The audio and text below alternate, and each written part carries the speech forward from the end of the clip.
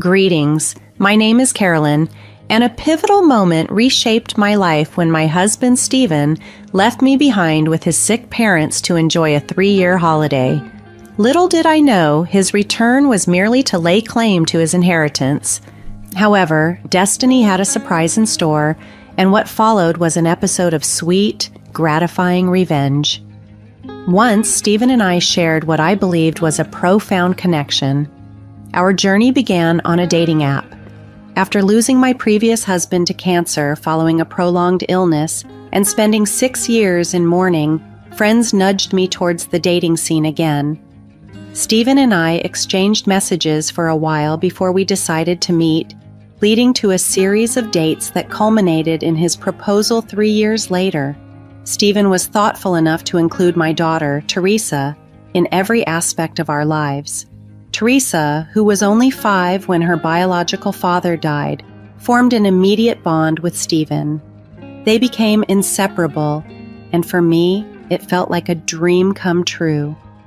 Together, we envisioned grand dreams of a joyous life, raising Teresa, buying our own home, and traveling the world.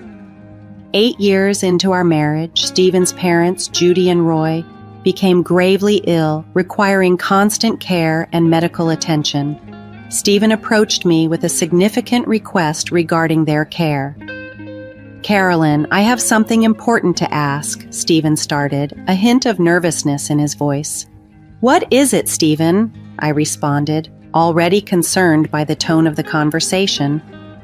"Well, you know my parents aren't doing well," he said. "Yes, I'm aware. It's heartbreaking, and I wish there was something we could do to help them," I replied, empathy filling my voice. "That's just it, Carolyn. They're my parents, and I can't turn my back on them now. They need extensive care, and neither of them is in a position to look after the other," Stephen explained. I nodded, understanding the gravity of the situation. "I know, Stephen. That's why we thought putting them in a nursing home would be best. They would receive the care they need. If you're worried about the cost, we'll manage somehow," I reassured him. "No, it's not the cost. I was thinking along different lines," Stephen said, hesitating. "What are you suggesting, Stephen? Just tell me," I urged, bracing myself for what was to come. Stephen approached me with a significant request, wondering if we could have his parents move in with us for care. "Stephen, I'm not sure," I hesitated, feeling overwhelmed. "Between work and taking care of Teresa, it's a lot already. I want to help, but—" "Don't worry, Carolyn," Stephen reassured me.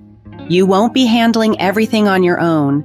They're my parents, so I'll be right there with you, putting in as much work, if not more. I promise." Convinced by his commitment, I agreed. "All right. Let's do it. I care a lot for Judy and Roy, and I think Teresa would be thrilled to have her grandparents close by."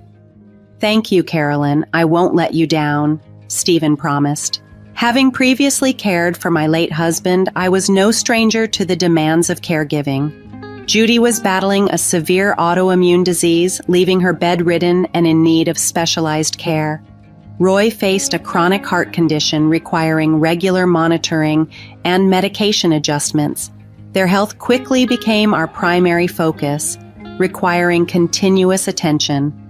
Stephen initially seemed dedicated as we invested fully in managing work, parenting, and caring for his parents. The journey was fraught with challenges, from sleepless nights to endless hospital visits, but our commitment to Judy and Roy drove us. For a time, we leaned on each other for strength. However, Stephen's commitment began to fade. Missed medical appointments and growing disinterest signaled a change. The impact on Judy and Roy was visible, and my heart ached for them. As time passed, Stephen's retreat from his caregiving duties became glaring. His absences explained away as business trips left me to shoulder the increasing burden alone. Judy and Roy's health worsened, and their disappointment in their son's neglect was heart-wrenching. 3 years into our caregiving journey, Stephen announced another business trip, this time for 3 weeks. This led to a significant argument between him and Teresa, marking a turning point in our ordeal. A heated exchange erupted between us as Stephen prepared to leave again. "Stephen, how can you just leave us at a time like this? Your parents need us, and you're just walking away as if it doesn't matter," I protested, frustration boiling over. "Oh, here we go again. Why am I always painted as the villain?" "I have crucial work to attend to, Carolyn. It's not like I'm leaving them forever," Stephen retorted, his voice tinged with defensiveness. "Dad, you can't keep doing this. Grandma and Grandpa need us, and you're always gone. It's not fair to them or us," Teresa chimed in, her disappointment clear. Stephen, seemingly cornered, responded with a mix of frustration and justification. "Do you think I enjoy being away? That I don't understand the situation? I have my own set of responsibilities. I can't just abandon everything at the drop of a hat because they're ill." "Responsibilities? Stephen, what responsibilities are you talking about? You've been absent for so long, and meanwhile, your parents' health is deteriorating, and you seem indifferent." "It's as if you don't care," I accused, the hurt evident in my voice. "How dare you say I don't care? I'm trying to balance everything. My career, our family. It's not easy to manage everything at once," Stephen argued, attempting to defend his actions. "It's not about balancing, Dad. It's about prioritizing your family when they need you the most." "But it seems you're always putting yourself first," Teresa added, her words heavy with emotion. "I'm doing this for us, for a better future. Can't you see that?" Stephen claimed, but his words fell on deaf ears. "A better future? By abandoning your parents in their time of need? You're tearing this family apart, Stephen," I countered, the disappointment weighing heavily between us. "Maybe if you were taking better care of them, I wouldn't need to step away so often." "You're quick to judge, but you're not without fault," Stephen snapped back, his frustration peaking. "That's not true, Dad. Mom has been here taking care of Grandma and Grandpa, doing everything she can. You're the one who's been absent," Teresa defended, standing firmly by my side. "Teresa's right, Stephen. I've given everything I could to care for your parents. I assumed you'd stand by me, but it seems I was mistaken," I said, the sorrow in my voice unmistakable. "Perhaps I'm tired of always putting others first. Maybe I need to prioritize my own needs for once." "It looks like you'll have to manage without me," Stephen declared, his tone indicating he had reached his limit. "Is this it then? You're walking away from your parents?" I asked, disbelief coloring my voice. It's time I took a step back to reassess everything. This isn't the life I envisioned for myself.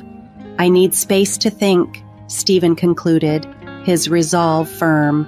Without another word, Stephen retreated to our bedroom, hastily packing his belongings. His departure left a void, a stark reminder of the strains within our family, as Teresa and I watched in silence. After Stephen's departure, a profound sense of guilt washed over me, leaving me to wonder if I was the cause of his exit. Night after night, Teresa and I would share our tears and frustrations, attempting to reach out to him, but our efforts were fruitless. What was supposed to be a brief 3 weeks extended into months, further deepening our sorrow. Judy and Roy, devastated by their son's absence, saw their health decline even more, making my role as their sole caregiver increasingly challenging. The relentless cycle of hospital visits, managing medications, and keeping up with household tasks became my new normal. As months turned into a year, I resolved to move beyond my grief over losing Stephen's presence in our lives. My focus sharpened on caring for my in-laws and supporting my daughter, even though the task was daunting, often leaving me without a moment's rest. Yet, within this whirlwind of responsibilities, I found strength. The love I held for Judy and Roy, alongside my commitment to their well-being, propelled me forward. Stephen's absence transformed me into a beacon of resilience for Judy, Roy, and Teresa. Time passed and my expertise in caregiving deepened.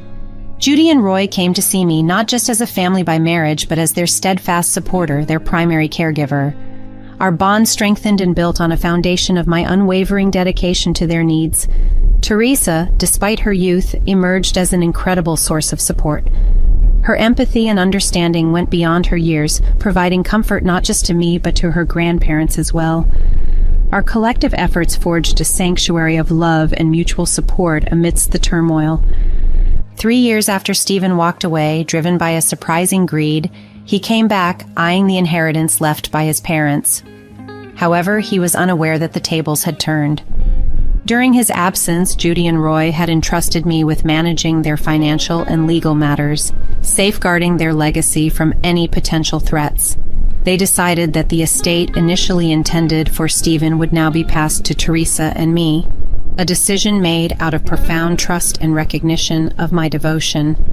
This act of trust and love from Judy and Roy not only fortified our family bond, but also prepared us to face Stephen's return and his motives with a united front. Our journey had transformed us, knitting us closer through the trials and cementing our commitment to each other above all else.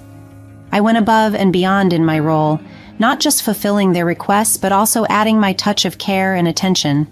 This made me feel genuinely valued, especially during the countless hours spent rearranging their documents and ensuring their comfort. Despite the circumstances, I wasn't inclined to leave Stephen with nothing. I understood the immense pressure caregiving could exert and thought it fair to leave him a modest portion of the inheritance as a gesture of goodwill. This consideration, however, was quickly overturned when the private investigator I had hired shed light on Stephen's activities during his absence. My decision to hire a detective wasn't made on a whim. I had grown increasingly suspicious of Stephen's motives long before he left, particularly because of his growing disinterest in his parents and his barrage of excuses. Driven by this intuition, I decided to dig deeper. My investigation into our financial dealings uncovered several unexplained transactions to an unidentified account. When I confronted Stephen about these findings, it led to one of our most heated exchanges. "Stephen, we need to talk. I've noticed some unusual financial transactions. Can you explain them to me?" I asked, seeking clarity. "Why are you prying into matters that don't concern you? It's none of your business," Stephen snapped back, his defensiveness raising red flags. "These transactions could impact your parents' welfare. It's my business too. Are you hiding something?" I pressed, hoping for transparency. Stephen's frustration boiled over. "Stop interrogating me. Can't you just trust me for once?" "Trust you? Your parents are dependent on us, and if you're involved in something risky, it's my right to know. It affects all of us," I countered, emphasizing the seriousness of the situation. "You're making a mountain out of a molehill, Carolyn. You're always assuming the worst," Stephen retorted, dismissing my concerns. The tension escalated. "Don't you see your lack of interest in your parents, these mysterious transactions? They point to something amiss. We should be working together on this," I argued, trying to remind him of our partnership. "There's nothing to discuss, Carolyn. I'm sick of your accusations and meddling. Maybe it's best if I leave," Stephen suggested, hinting at a drastic solution. "Leave? You'd abandon your family just because you won't clarify a simple issue? Is this who you are now?" I asked, shocked by his willingness to walk away. Stephen's patience had run out. "I can't stand your constant doubts and suspicion. If you can't trust me, perhaps it's better if we part ways," he concluded, his words cutting deep. This confrontation laid bare the extent of Stephen's deceit and his dwindling involvement in his parental duties. The discovery of his deceitful actions only added to the growing chasm between us, underscoring the necessity of my vigilance and the private investigator's insights into Stephen's true character. Opting to hire a private investigator felt like a drastic step at first, and initially, the reports returned mundane, everyday details. This left me feeling guilty, wondering if I'd made a hasty decision driven by unwarranted suspicion. Balancing the care of my in-laws, raising my daughter, and dealing with this guilt led me to dismiss the investigator. Yet Stephen's sudden departure, leaving us without any explanation, prompted me to rehire the investigator, instructing him to gather information quietly until I deemed it necessary.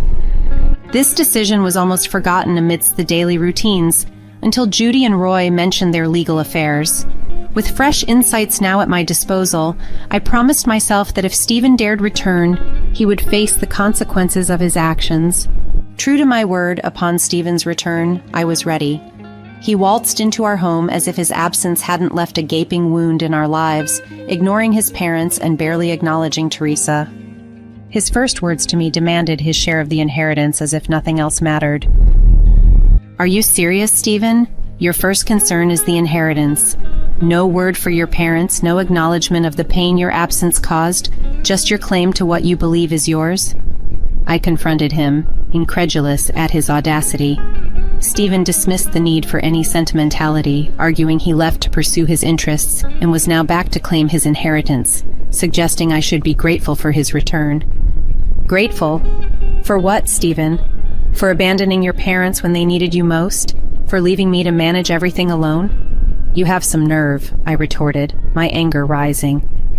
Stephen accused me of enjoying the role of the martyr, insisting that he had worked hard for the inheritance and therefore had every right to it. Worked hard? Do you call abandoning your suffering parents working hard? They needed their son, and you chose to turn away, I shot back, emphasizing the heartache his actions had caused. Stephen coldly suggested they were well taken care of with me around, claiming it wasn't solely his responsibility to look after them as he had his own life to lead. "What about our life, Stephen? What about the commitments we made to each other and to our family? You've neglected us, betrayed the very essence of those vows," I argued, pointing out the depth of his betrayal. Stephen, unfazed, accused me of overreacting and dismissed my feelings as theatrics, showing a complete lack of remorse for his actions. His response only solidified my resolve to stand up for what was right for Judy, Roy, Teresa, and myself, regardless of the challenges that lay ahead. Asserting his claim with a sense of entitlement, Stephen made it clear that he would pursue his share of the inheritance, undeterred by my objections. His blatant arrogance and disregard for the family's well-being were evident, but I stood firm in my resolve. "Stephen, your true nature is now undeniable. Your indifference has hurt us deeply, but I will not allow you to exploit your parents. They are entitled to more respect and care than you've ever shown," I countered, determined to protect their legacy. "Good luck trying to stop me, Carolyn. You're going to realize it's not that simple. I always secure what's mine," Stephen retorted, smugly confident he could bulldoze his way through any opposition. His smirking confidence was something I ached to challenge, knowing well that his arrogance was soon to meet a decisive blow. When the moment came to reveal the contents of his parents' wills, I watched as Stephen's smugness dissolved into disbelief and anger. His name was nowhere to be found, a testament to his neglect and the choices his parents made in response. Enraged and blindsided, Stephen accused me of manipulating his parents, unaware of the full extent of his failings that led to this moment. I kept my ace, the detailed account of his abandonment and negligence, close to my chest, simply requesting him to leave our home. As predicted, Stephen's frustration and wounded pride propelled him to file a lawsuit against me, a desperate attempt to regain some control and salvage his bruised ego. Throughout the trial, Stephen spewed venomous lies, twisting the narrative to paint himself as a wronged victim. His portrayal was a calculated act meant to garner sympathy and manipulate the outcome of the trial. However, the strength of truth and evidence in a court of law is undeniable. The proof I provided painted a clear picture of my dedication to Judy and Roy. Through witness statements and medical and financial documents, the extent of my care and the sacrifices made for their well-being were laid bare for all to see. As the trial progressed, the sincerity of my actions and the depth of Stephen's deceit became evident. His fabrications began to unravel, exposing the baselessness of his claims. One by one, his allegations fell apart, leaving him floundering in the face of overwhelming evidence against him. This battle, fought not just for the sake of inheritance, but for dignity and respect, underscored the value of truth and integrity against deceit and selfishness. But my pursuit of justice didn't end with the courtroom victory. The win alone wasn't enough for me. I wanted Stephen to fully comprehend the depth of his actions. When it was my turn to testify, I chose to lay bare the truth I had uncovered, thanks to my diligent private investigator. With a voice steady and strong, I detailed the years of neglect his parents endured, the countless nights I stayed awake ensuring their comfort, and the sacrifices made for their sake. I painted a clear picture of Stephen's abandonment, emphasizing his pursuit of selfish desires over the welfare of his own family. Then came the revelation that shocked everyone in the courtroom. Stephen's so-called business trips and vacations were a facade for his affair with another woman, leaving his family in ruins for his gratification. Stephen's defense scrambled, attempting to dismiss my claims as fabrications, yet the evidence was overwhelming. Text messages, emails, photographs, and financial records all pointed to the undeniable truth. Stephen was left speechless, his secrets now exposed for all to see. But I didn't stop there. My lawyer introduced a surprise witness, Stephen's secret partner. The moment she took the stand, the color drained from Stephen's face, a clear sign of his guilt. It became evident that Stephen had not been fully honest with his legal team, as his lawyer's expressions fluctuated between disbelief and disapproval. I had learned that Stephen's partner was none other than an ex-girlfriend from before our time together. Upon discovering her identity and her role in Stephen's double life, I reached out to her and we conspired to keep her involvement a secret until the trial to avoid arousing Stephen's suspicion. She agreed to testify against him, revealing their rekindled romance that began 4 years prior, their living arrangement under the pretense of a job transfer, and Stephen's false narrative of an impending inheritance. In a dramatic turn, she confronted Stephen in the courtroom, discarding the ring he had given her, severing ties with him publicly. The entire courtroom was shaken by the revelations, especially Judy and Roy. Already weakened by their health conditions, they were visibly distraught by the betrayal, engulfed by a mix of disappointment and grief. This unveiling not only condemned Stephen's actions, but also highlighted the consequences of his choices, leaving a lasting impact on all who witnessed it. The truth, stark and unforgiving, had finally come to light, offering a semblance of justice to those wronged by his deceit. Winning the case wasn't enough for me. I felt Stephen needed to truly understand the impact of his actions, so I stood up in court and shared everything I found out from my investigator. I talked about how hard I worked to care for his sick parents, the sleepless nights, and the sacrifices I made. Then I revealed Stephen had left us for another woman, shattering our family for selfish reasons. Stephen's lawyer tried to deny my claims, but we had solid proof.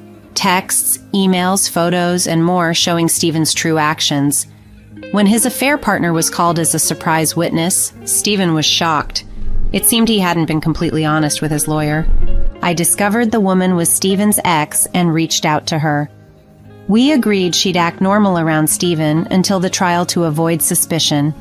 On the stand, she shared how Stephen contacted her years ago, saying he missed her. They got back together and he moved in with her, hiding the fact he was married and had abandoned his parents.